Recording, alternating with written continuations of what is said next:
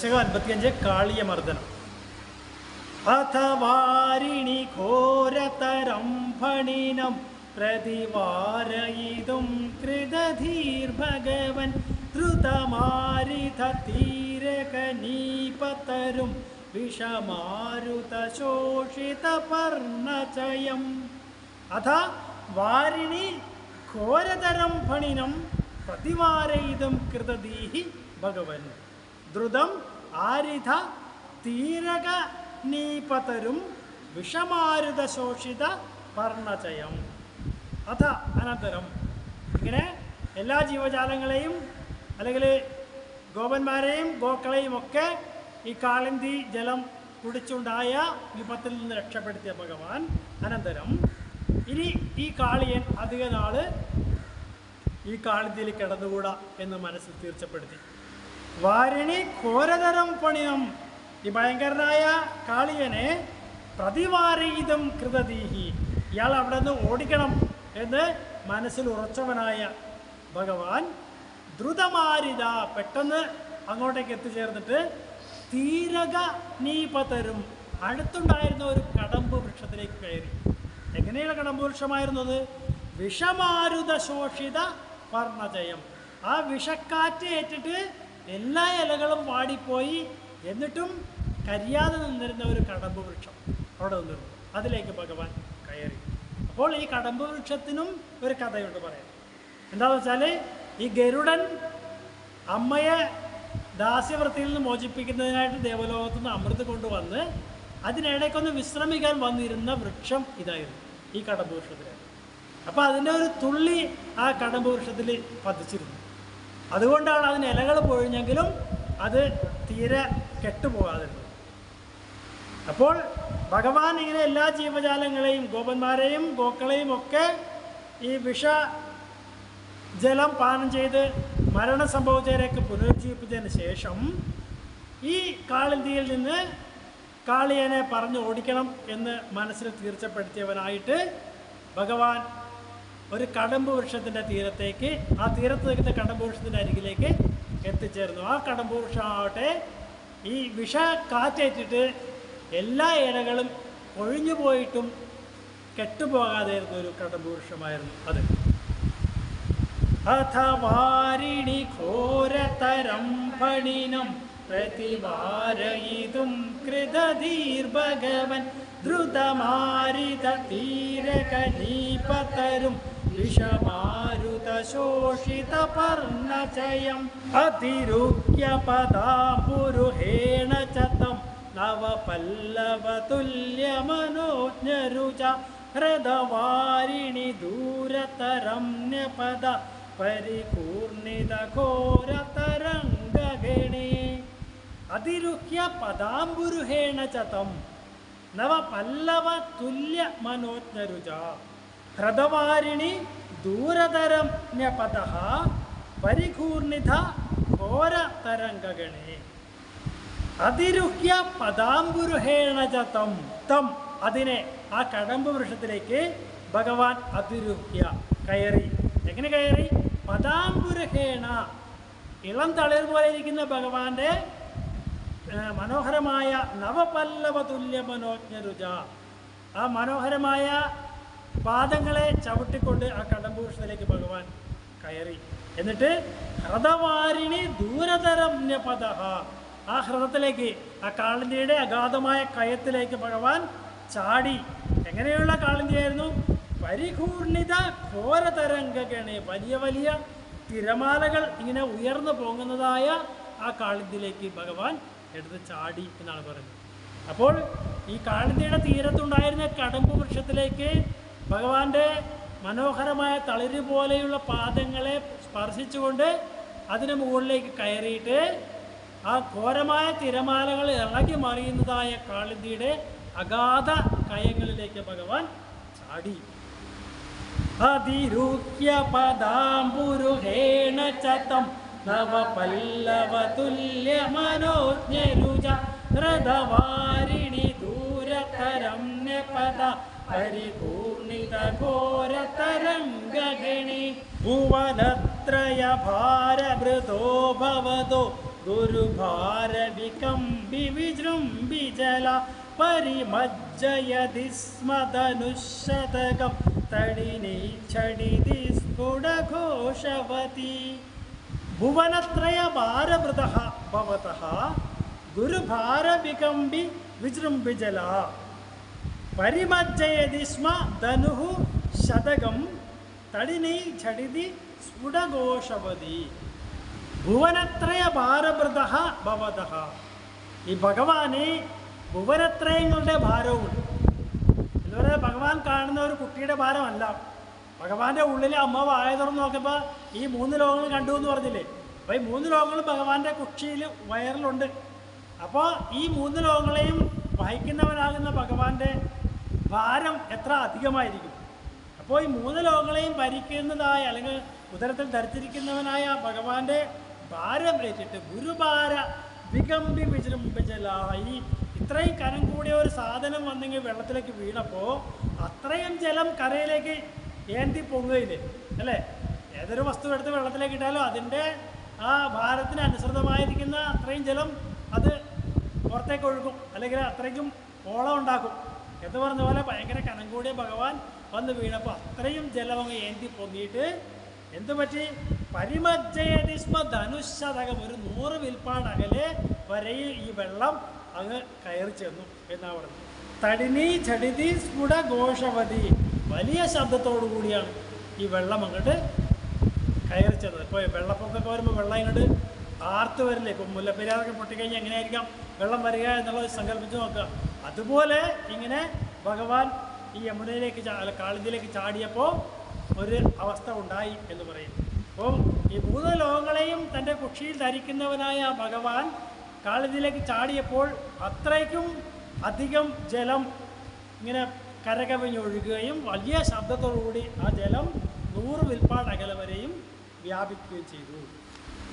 ഭുവനത്രയ ഭാരവൃതോ ഭവതോ ഗുരുഭാര വികമ്പി വിജൃംഭിജല പരിമജ്ജയതി സ്മ ധനുശതകം തടിനി ഛടിതി സ്ഫുടഘോഷവതി അഥ ദിക്ഷു വിദിക്ഷു പരിക്ഷു വിദ ഭ്രമിതോദരവാരി നിനാദഭരെ ഉദകാദുദകാദുരകാധിപതി തൊതുപാന്തമശാന്തരുഷാന്തമന അത ദിക്ഷു വിദിക്ഷു പരിക്ഷുഭിത ഭ്രമിത ഉദരവാരി നിനാദപരൈഹി ഉദകാത് ഉദകാൻ ഉരകാധിപതി ത്വതുപാന്തം അശാന്ത രുഷാ അന്തമനാഹ അത ദിക്ഷു വിദിക്ഷു പരിക്ഷുഭിത, ദിക്കുകളും വിദിക്കുകളും എന്ന് പറഞ്ഞാൽ 4 ദിക്കുകൾക്ക് തെക്ക് കിഴക്ക് വടക്ക് പടിഞ്ഞാറെന്ന് പറയുന്നത്. കൂടാതെ ഇതിനിടയിൽ ഈ തെക്ക് വടക്ക് എന്താ തെക്ക് കിഴക്ക് എന്ന് പറയില്ലേ, അതുപോലെ വടക്ക് പടിഞ്ഞാറ് അങ്ങനെയൊക്കെ പറഞ്ഞാൽ അത് വിദിക്കുകൾ, മറ്റേ ദിക്കുകൾ. അപ്പോൾ 4 ദിക്കും 4 വിധിക്കും. അങ്ങനെ ഈ ദിക്കുകളും വിദിക്കുകളും ഒക്കെ പരിക്ഷുഭിതമായി ഇങ്ങനെ ഉള്ളാകെ കലക്കി ഭ്രമിതോദരവാരി നിനാദപരെ ഇളക്കി മറിച്ച വെള്ളത്തിൻ്റെ നിനാദപരെ നിനാദം ഭയങ്കര ശബ്ദമൊക്കെ കേട്ടപ്പോൾ ഉദകാദുരകാധിപതി ആ ജലത്തിൻ്റെ ഉള്ളിൽ കിടന്നിരുന്ന ഈ അധിപതിയായിരിക്കുന്ന കാളിയൻ അയാൾ ത്വതുപാന്തം അങ്ങയുടെ അടുത്തേക്ക് വന്നു. അശാന്ത രുഷ അന്തമനാഹ എന്ന് പറഞ്ഞാൽ കോപം കൊണ്ട് കണ്ണു കാണാത്തവനായി തീർന്ന ഈ കാളിയൻ ആരാണ് എൻ്റെ സാമ്രാജ്യത്തിലേക്ക് വന്നിരിക്കുന്നത് എന്ന് പറഞ്ഞിട്ട് ദേഷ്യത്തോടുകൂടി ഭഗവാന്റെ അടുത്തേക്ക് വന്നു എന്നാണ് പറഞ്ഞത്. അപ്പോൾ ഈ ദിക്കുകളും വിദിക്കുകളും ഒക്കെ ഇങ്ങനെ കലക്കി ഇളക്കി മറിച്ച ആ വെള്ളത്തിൻ്റെ ഭയങ്കരമായ ശബ്ദം കേട്ടപ്പോൾ കാളിയൻ ഭയങ്കരമായ കോപത്തോടുകൂടി വിവേകം നഷ്ടപ്പെട്ടവനായിട്ട് വെള്ളത്തിൽ ഭഗവാന്റെ അടുത്തേക്ക് പാഞ്ഞു വന്നു. അധ ദിക്ഷു വിദിക്ഷു പരിക്ഷുഭിത പ്രമിതോദരവാരി നിനാദവരെ ഉദകാദുദകാദുരകാധിപതി ത്വതുപാന്തമശാന്തരുഷാന്തമന വടശൃംഗ സഹസ്രവിനിസൃമര ജ്വലദഗ്നികണോഗ്രവിഷാംബുധരം പുരത പണിനം സമലോകയഥ ബഹുശൃംഗിണമഞ്ജനശൈലമിവ ഫണശൃംഗസഹസ്ര വിനിസൃമരജ്വലത് അഗ്നികണ ഉഗ്രവിഷ അംബുധരം പുരതഃ ഫണിനം സമലോകയതാഃ ബഹുശൃംഗിണം അഞ്ജനശൈലം ഇവ. ഫണശൃംഗ സഹസ്ര വിനിസൃമര. അപ്പം ഈ കാളിയന് 1000 ഫണങ്ങളുണ്ടെന്നാണ് പറയുന്നത്. അപ്പം ഈ 1000 ഫണങ്ങളിൽ നിന്നും ജ്വലത് അഗ്നികണോഗ്ര വിഷാംബുധരം, ഇങ്ങനെ തീ തുപ്പുന്ന പോലെയാണ് വിഷം തുപ്പുന്നത് 1000 ഫണങ്ങളിൽ നിന്നും കാളിയൻ. അപ്പോൾ അങ്ങനെയുള്ള ആ കാളിയനെ പുരതഃ ഫണിനം സമലോകയതാഃ, ഇങ്ങനെ ഭഗവാൻ തൻ്റെ മുമ്പിൽ ഈ കാളിയനെ കാണുകയാണ്. എന്നിട്ടൊരു ഉപമ മേൽപ്പത്തൂർ പറയുന്ന നോക്കൂ. ബഹുശൃംഗീണം അഞ്ജനശൈലമിവ. അനേകം ശൃംഗങ്ങളുള്ള അഞ്ജനശൈലത്തെ, അഞ്ജനപർവ്വതത്തെ കണ്ടതുപോലെയാണ് ഭഗവാൻ കാളിയെ കണ്ടത്, ഈ ഭഗവാൻ കാളിയനെ കണ്ടത് എന്നാണ് പറയുന്നത്. അപ്പോൾ തൻ്റെ 1000 ഫണങ്ങളിൽ നിന്നും തീ തുപ്പുന്നത് പോലെ ഇങ്ങനെ വിഷജലം തുപ്പിക്കൊണ്ടുവരുന്ന ആ കാളിയനെ ഭഗവാൻ മുമ്പിൽ കണ്ടപ്പോൾ ഇത് അഞ്ജനപർവ്വതത്തിൻ്റെ 1000 കൊടുമുടികളാണോ എന്ന് സംശയം തോന്നി ഭഗവാൻ എന്നാണ് പറയുന്നത്. ഫണശൃംഗസഹസ്രവിനിസൃമര ജ്വലദഗ്നികണോഗ്രവിഷാംബുധരം പുരതഃ ഫണിനം സമലോകയത ബഹുശൃംഗിണമഞ്ജനശൈലമിവ ജ്വലദക്ഷിപരിക്ഷരദുഗ്രവിഷ ശ്വസനോഷ്മഭരസമഹാഭുജഗ പരിദശ്യ ഭവന്തമനന്തബലം സമവേഷ്ടയദസ്ഫുടചേഷ്ടമഹോ. ജ്വലത് അക്ഷി പരിക്ഷരത് ഉഗ്രവിഷ ശ്വസനോഷ്മഭരഃ സഹ മഹാഭുജഗഃ പരിദശ്യ ഭവന്തം അനന്തബലം സമവേഷ്ടയത് അസ്ഫുടചേഷ്ടം അഹോ. ജ്വലദക്ഷി, ഇയാളുടെ കാളിയൻ്റെ കണ്ണുകളിങ്ങനെ ജ്വലിക്കുകയാണ് കോപം കൊണ്ട്. തന്നെയുമല്ല പരിക്ഷര ഉഗ്രവിഷശ്വസനോഷ്മപര, ഭയങ്കരമായ വിഷച്ചോടുകാറ്റ് ഇങ്ങനെ വമിച്ചുകൊണ്ടിരിക്കുകയാണ് കാളിയൻ. എന്നിട്ട് സഹ മഹാഭുജക, ആ ഭയങ്കരനായ കാളിയൻ എന്ത് ചെയ്തു? പരിദശ്യ ഭവന്തം, ഭഗവാനെ ആഞ്ഞുകൊത്തി. അനന്തബലം, ഭയങ്കരമായ ശക്തിയോടുകൂടി ഈ കാളിയൻ ഭഗവാനെ ആഞ്ഞുകൊത്തുകയാണ്. എന്നിട്ട് സമവേഷ്ടയൻ, ഭഗവാനെ ചുറ്റി വരിഞ്ഞു. അസ്ഫുടചേഷ്ടമഹോ, ഭഗവാനെ കാണാൻ പോലും, കരയിൽ നിൽക്കുന്നവർ കാണാൻ പോലും കഴിയാത്ത രീതിയിൽ ഭഗവാനെ അങ്ങോട്ട് ചുറ്റി വരിഞ്ഞു കാളിയൻ. അപ്പോൾ ഉഗ്രമായ കോപത്തോടുകൂടി ജ്വലിക്കുന്ന കണ്ണുകൾ കൂടിയവനായ കാളിയൻ ഉഗ്രമായ വിഷത്തെ തുപ്പിക്കൊണ്ട് ഭഗവാനെ ഭയങ്കരമായിട്ട് ശക്തിയോടുകൂടി ആഞ്ഞുകൊത്തി. എന്നിട്ട് ഭഗവാന്റെ ശരീരം പുറമേ നിന്ന് കാണാൻ കഴിയാത്ത രീതിയിൽ വരിഞ്ഞു മുറുക്കി. ജ്വലദക്ഷി പരിക്ഷരദുഗ്രവിഷ ശ്വസനോഷ്മഭരസമഹാഭുജഗ പരിദശ്യ ഭവന്തമനന്തബലം സമവേഷ്ടയദസ്ഫുടചേഷ്ടമഹോ. അവിലോക്യ ഭവന്തമഥാകുലിതേ തടഗാമിനി ബാലകധേനുഗണേ വ്രജഗേഹതലേപ്യനിമിത്തശതം സമുദീക്ഷകതാ യമുനാം പശുപാ. അവിലോക്യ ഭവന്തം അഥ ആകുലിതേ തടഗാമിനി ബാലകധേനുഗണേ വ്രജഗേഹതലേ അപി അനിമിത്തശതം സമുദീക്ഷ്യ ഗതാഃ യമുനാം പശുപാഃ. അവിലോക്യ ഭവന്തം അഥ ആകുലിതേ. ഇങ്ങനെ കാളിയൻ ഭഗവാനെ വരിഞ്ഞു മുറിക്കപ്പോൾ കരയിൽ നിൽക്കുന്നവർക്ക് ഭഗവാനെ കാണാൻ പറ്റുന്നില്ല, കര മുഴുവൻ അങ്ങോട്ട് പൊതിഞ്ഞു കഴിഞ്ഞു. അപ്പോൾ തടഗാമിനി ബാലക ധേനുഗണേ, ആ തീരത്ത് നിൽക്കുന്ന ആളുകളായിരിക്കുന്ന കൂട്ടുകാരും പശുക്കളും ഒക്കെ വളരെ ആകുലിതേ, ദുഃഖിതരായിട്ട് ഭഗവാനെ കാണാതായിരുന്നു.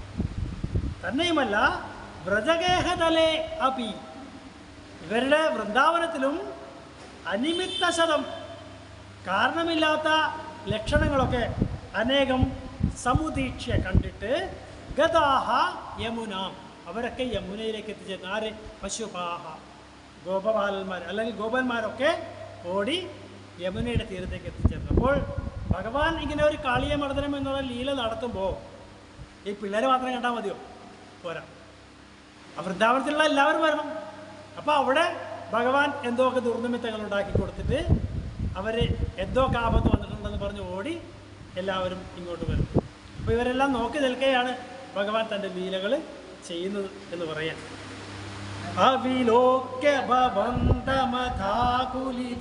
തടഗാമിനി ബാലകധേനുഗണേ വ്രജഗേഹതലേപ്യ നിമിത്തശതം സമുദീക്ഷഗതാ യമുനാ പശുപാ അഖിലേഷു വിഭോ ഭവദീയദശാം അവലോക്യ ജിഹാസുഷു ജീവപരം ഫണിബന്ധനമാശു വിമുച്യ ജവാ ഉദഗമ്യത ആസജുഷാ ഭവതാ അഖിലേഷു വിഭോ ഭവദീയദശാം അവലോക്യ ജിഹാസുഷു ജീവപരം ഫണിബന്ധനം ആശു വിമുച്യ ജവാത് ഉദഗമ്യത ആസജുഷ ഭവത അഖിലേഷു വിഭോ ഭവദീയദശ അവലോക്യ.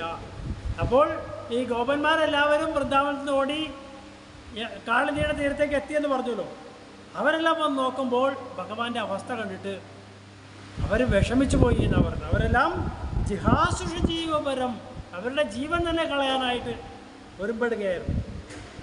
അപ്പോൾ ഫണിബന്ധനം ആശു വിമുച്ച ജവാദ്, ഭഗവാൻ ആ കാളിയൻ്റെ ആ ചുറ്റി വരഞ്ഞിരിക്കുന്ന ആ തടസ്സത്തെയൊക്കെ വേർപെടുത്തിയിട്ട് ഉദഗമ്യത ആസജുഷാഭവത, പുഞ്ചിരി തൂക്കിക്കൊണ്ട് ഭഗവാൻ അതിന് മുകളിലേക്ക് ഉയർന്നു പൊങ്ങി. ഇവർക്കെല്ലാം കാണാൻ പറ്റും. അപ്പോൾ അവരെല്ലാം ഓടി വന്ന് നോക്കിയപ്പോൾ ഭഗവാനെ ചുറ്റി വരഞ്ഞ് നിൽക്കുന്ന രംഗമാണ് കണ്ടത്. അപ്പോൾ അവരെല്ലാം ഞങ്ങൾ ജീവൻ ഉപേക്ഷിക്കും എന്ന് പറഞ്ഞുള്ള അവസ്ഥ വരെ എത്തിയപ്പോൾ ഭഗവാൻ അവിടെ നിന്ന് പൊങ്ങി വന്നിട്ട് ഈ കാളിയൻ്റെ ബന്ധനത്തിൽ നിന്ന് മുക്തനായി പുഞ്ചിരിയോടുകൂടി എല്ലാവരെയും നോക്കുന്ന ഒരു രംഗമാണ് കണ്ടത്. അപ്പോൾ എല്ലാവരും ഇങ്ങനെ കാളിന്തിയിലേക്ക് ചാടാൻ ഒരുപ്പെടുകയാണ് ഭഗവാനെ രക്ഷിക്കണം എന്ന് പറഞ്ഞത്. അപ്പോൾ ബലരാമനാണ് തടുക്കുന്നത്. അതിവിടെ പറഞ്ഞിട്ടില്ല. ബലരാമൻ ഇതുപോലെ ശ്രീകൃഷ്ണ ഭഗവാന്റെ എല്ലാ ലീലകളെക്കുറിച്ചും അറിയുന്ന ഒരു അവതാരമൂർത്തി തന്നെയാണ്. അപ്പോൾ ബലരാമൻ എല്ലാവരെയും തടഞ്ഞു നിർത്തിക്കൊണ്ട് പറഞ്ഞു, നിങ്ങളാരും ചാടണ്ട, നിങ്ങൾ ചാടിയാൽ നിങ്ങളെ അപകടത്തിലാവുകയുള്ളൂ, അതിൻ്റെ ആവശ്യമില്ല, ഭഗവാനെ സ്വയം രക്ഷിക്കാൻ ഭഗവാൻ അറിയാം, അതുകൊണ്ട് നിങ്ങളെല്ലാവരും ഇവിടെ ക്ഷമയോടെ കാത്തു നിൽക്കുവിൻ എന്ന് പറഞ്ഞിട്ട് അവരെയൊക്കെ അവിടെ നിർത്തി എന്നാണ് പറയുന്നത്. അഖിലേഷു വിഭോ ഭവദീയദശ അവലോക്യ ജിഹാസുഷു ജീവപര ഫണിബന്ധനമാശു വിമുച്യ ജവാ ഉദഗമ്യദഹാസജുഷാ ഭവതാ അതിരുഹ്യ തദ ഫണിരാജഭണാൻ നൃതേ ഭവതാ മൃദുപാദരുജ കളശിഞ്ചിത നൂപുര മഞ്ജുമില കരകങ്കണ സങ്കുല സംക്വണിതം അതിരുഹ്യ തദഃ ഫണിരാജഭണാൻ നൃതേ ഭവതാ മൃദുപാദരുജ കളശിഞ്ചിത നൂപുര മഞ്ജുമിള കരകങ്കണ സങ്കുല സംക്വണിതം അതിരുഹ്യ തദഃ ഫണിരാജഭണാൻ. ഭഗവാൻ അപ്പോൾ ഈ വരഞ്ഞു മുറുക്കിയിരിക്കുന്ന കാളിയൻ്റെ ശരീരത്തെയൊക്കെ വേർപെടുത്തിയിട്ട് മുകളിലേക്ക് കയറി വന്നു എന്ന് പറഞ്ഞു. എന്നിട്ട് ഭഗവാൻ പിന്നെ ഒരു ചാട്ടത്തിന് കാളിയൻ്റെ പണത്തിന് മുകളിലേക്ക് കയറി. അപ്പോൾ അവിടെ നിന്നിട്ട് ഭഗവാൻ നൃത്തം ചെയ്യുകയാണ് കാളിയൻ്റെ പണത്തിൽ നിന്ന്. എന്നിട്ട് അതിനെ ഈണമായിട്ട് എന്താ ചെയ്യുന്നത്? കളശിഞ്ചിത നൂപുര മഞ്ജുമിളർ, മധുരമായിട്ട് കിളങ്ങുന്ന ആ കാൽച്ചിലമ്പുകളുടെ ശബ്ദത്തോടൊപ്പം തന്നെ കരകങ്കണ സങ്കുല സംക്കൊഴിത്, കൈകളിലെ വളകളുടെയും ഒക്കെ താളം ചേർത്തുകൊണ്ട് ഇങ്ങനെ കൊട്ടിക്കൊണ്ടിരിക്കുകയാണ്. അതിൻ്റെ മുകളിൽ ആ എന്താ പറയുക, ഭഗവാൻ നൃത്തം ചെയ്യുന്നതിനോടൊപ്പം തന്നെ കൈകളും കാൽച്ചിലമ്പുകളും ഒക്കെ അതിന് അനുരൂപമായിരിക്കുന്ന നാദം പുറപ്പെടുവിക്കുന്നുണ്ട്. അതിരുഹ്യ തദ ഫണിരാജഭണ നൃതേ ഭവതാ മൃദുപാദരുജ കളശിഞ്ചിത നൂപുര മഞ്ജുമിള करकङ्कणसङ्कुलसङ्क्वणितं जहृषु पशुपास्तु तुषुर्मुनयो ववृषु कुसुमानि सुरेन्द्रगणा त्वयि नृत्यति मारुतगेहपदे परिपाहि समां त्वमदान्तगदात् जहर्षुः पशुपाः तुदुषुः मुनयः ववृषुः कुसुमानि सुरेन्द्रगणाः त्वयि नृत्यति मारुतगेहपदे परिपाहि सः मां त्वम् अदान्तगदात् ജഹൃഷു പശുപാഹ ജഹൃഷു എന്ന് പറഞ്ഞാൽ സന്തോഷിച്ചു ആരൊക്കെ പശുപാഹ ഗോപന്മാരും തുതുഷുഹു മുനയഹ ആ മുനിമാരൊക്കെ സ്തുതിച്ചു വവൃഷു കുസുമാനി സുരേന്ദ്രഗണാഹ ദേവന്മാരൊക്കെ കുസുമങ്ങൾ വർഷിച്ചു ഭഗവാന്റെ മേൽ ത്വയി നൃത്യതി മാരുതഗേഹപദേ അങ്ങ് കാളിയൻ്റെ ഫണത്തിൻ്റെ മുകളിൽ നിന്നുകൊണ്ട് നൃത്തം ചവിട്ടുകയല്ലേ അങ്ങനെയുള്ള അങ്ങ് പരിപാഹി സഹ മാം ത്വം അദാന്തഗതാത് അപ്രകാരം ഉള്ള അങ്ങ് എൻ്റെ അടങ്ങാത്ത രോഗങ്ങളിൽ നിന്ന് എന്നെ രക്ഷിക്കണേ. അപ്പോൾ ഭഗവാന്റെ ഈ കാളിയൻ്റെ ശിരസിലുള്ള നൃത്തം കണ്ടിട്ട് ഗോപന്മാരൊക്കെ വളരെ സന്തോഷിച്ചു, മുനിമാരൊക്കെ സ്തുതിച്ചു, ദേവന്മാരൊക്കെ പുഷ്പവൃഷ്ടി നടത്തി. അപ്പോൾ ഈ മനോഹരമായ നൃത്തം നടത്തുന്ന അല്ലയോ ഗുരുവായൂരപ്പ, അങ്ങ് എൻ്റെയും ഈ അടങ്ങാത്ത രോഗത്തെയൊക്കെ ഇല്ലാതാക്കി തരണേ, അതിൽ നിന്നൊക്കെ എന്നെ രക്ഷിക്കണേ എന്ന് മേൽപ്പത്തൂർ പറയുകയാണ് ഭഗവാൻ. ജഹൃഷു പശുപാസ്തു തുഷുർമുനയോ വവൃഷു കുസുമാനി സുരേന്ദ്രഗണ ത്വയി നൃത്യതി മാരുതഗേഹപദേ പരിപാഹി സമാം ത്വമദാന്തഗതാ